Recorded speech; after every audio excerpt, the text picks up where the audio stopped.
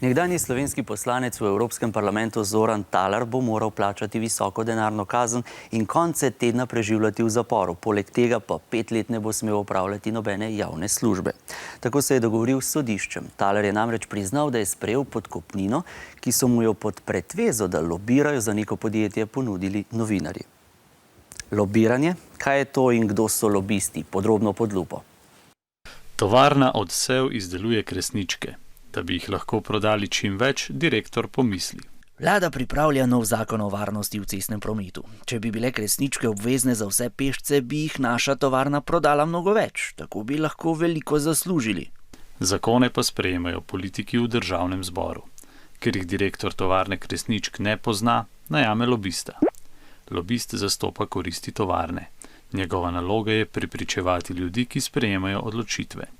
Pomembno je, da lobist pozna ljudi, ki odločajo o važnih rečeh.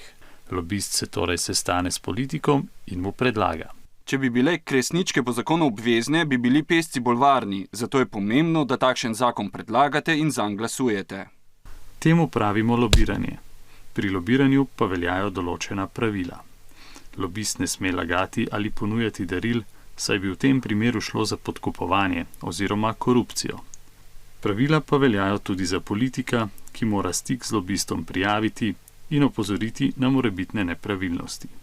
Torej, lobist prepričuje ljudi, ki sprejemajo pomembne odločitve. Pri svojem delu pa mora upoštevati pravila, ki veljajo za ta poklic.